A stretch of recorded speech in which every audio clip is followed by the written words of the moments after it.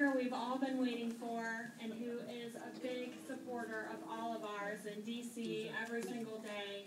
We're so happy to have him here, and I saw such a great floor speech from him the other day, and I'm hoping he'll give us some more of that magic here today.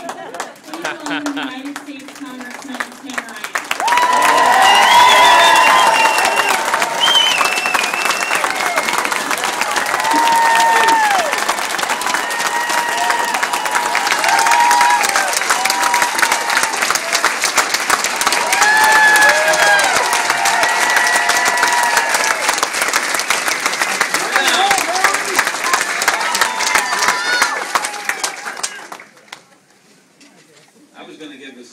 But I guess I can't.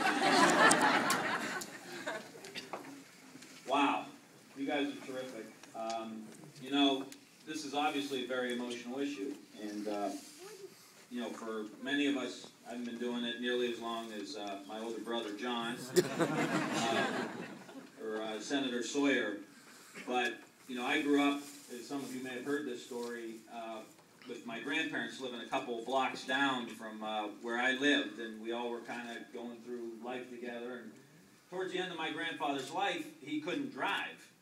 And so, you know, I was raised properly, so I spent the day driving my grandfather around. And you guys all probably do something similar, but in Niles, my grandfather would shop, and he would have his day-long routine when he went grocery shopping. More Betos for the cheese, because it was, you know, 10 cents cheaper a pound. And then, you know, this store for the meat, and the beer was on sale over here. So this was a day-long project, but I got to tell you, I loved it.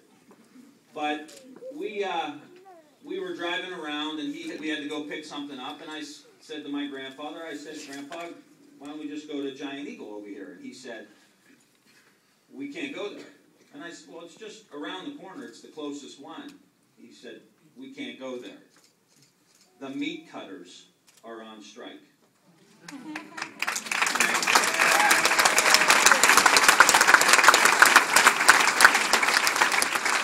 The meat cutters are on strike, and we don't understand their situation. We don't know all the details of it, but we know that the workers are on strike.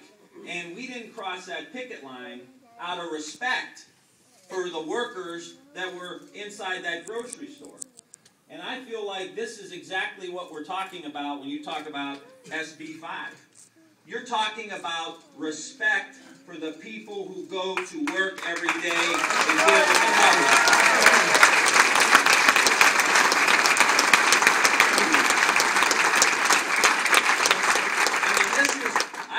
This is not where we are in America, and that's why I'm so glad that there's such a response to this SB5, because it makes me feel like this is what America stands for. What we all believe in right here, this is what we stand for.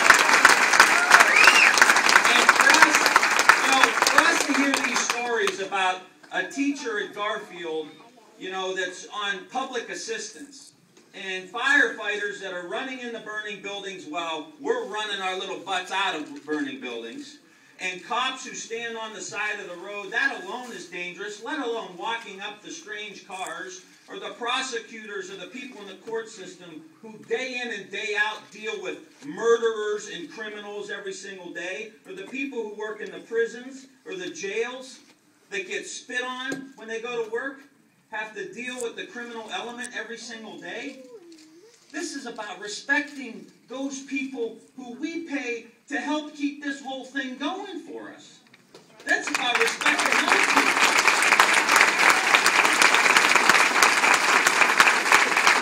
And so I'm very proud that you're all here standing up and fighting. Because I saw a sign with Luke Empsh's families here about what he sacrificed in Iraq for freedom, that we can have the ability to organize and assemble in the United States of America.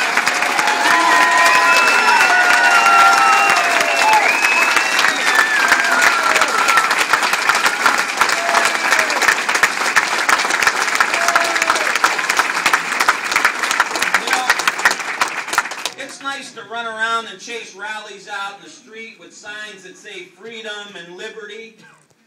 But when you take away the basic freedom of assembly in the United States of America, I question your patriotism, not ours.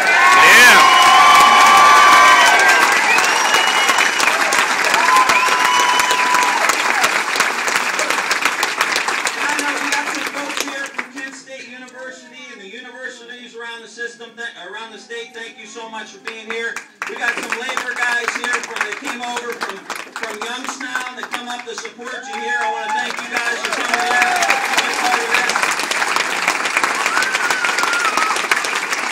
I want to thank all the unions that are in the private sector. It's been stated, you're next. You're next on the chopping block. Project labor agreements, prevailing wage. You know, we're not going to be happy till everybody makes minimum wage. Then they'll want to get rid of the minimum wage. But we're not going down that road. And I'm going to tell you why. Because the facts are on our side. Okay? If you look at, and I'll give you a website, Innovation Ohio is starting, it's a great little group down in Columbus. They're starting to put all this information together. Kindergarten teacher in Ohio between 08 and 09 took a 6% pay cut.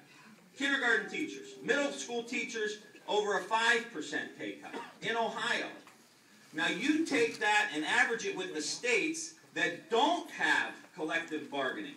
They've had a 3.5% increase in wages. Getting rid of collective bargaining is not an issue of the budget, it's an issue of politics, and we're going to stop it.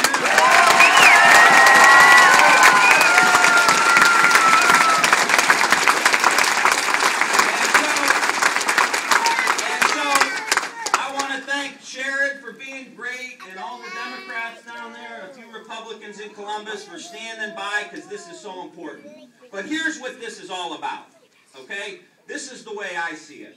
This is about what kind of America, what kind of state do we believe in as people, as working people. And when we stick together, look at this. There is nothing that we can't do when we stick together as a workforce. We saw those changes with Medicare and Medicaid and civil rights and all the great advances we had in this country, bringing fairness and equity to the workplace. You guys remember the stories. I heard them at Sunday dinner about what the world was like without collective bargaining and without unions. This is a brutal place.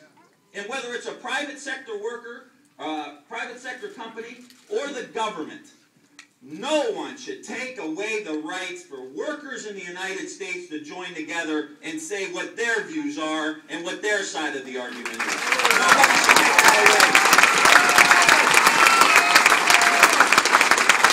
And so we want a country and we want a state where people can unite and assemble.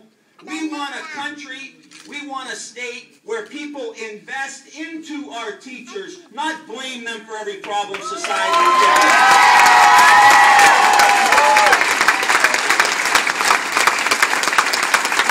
You guys know every day that all of our issues that we have as a country go before our teachers. You know, who has lice? Who's hungry? Which kid has some kind of domestic issue in their family that they got to deal with? Who has dyslexia? Who has this? Who has... All that goes before our teachers. If we're in a dangerous community, it's our cops that are on the front line. If there's a fire, it's our firefighters that go into that building. And we want a country together. And I will tell you that we have got to stick together as a country. We've got to unite as workers. And we can have a country where we invest in our teachers, invest in our fire, invest in our police, invest in research, lead the world again, take on China, take on India, be the great economic superpower, make things in the United States again, become energy independent. We can do all these things if we stick together, and if this thing passes, we're going to put it on the ballot, and we're going to win one way or the other.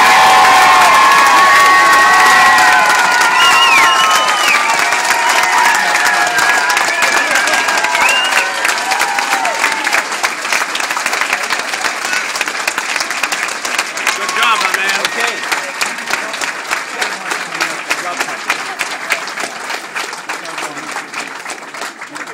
all so much.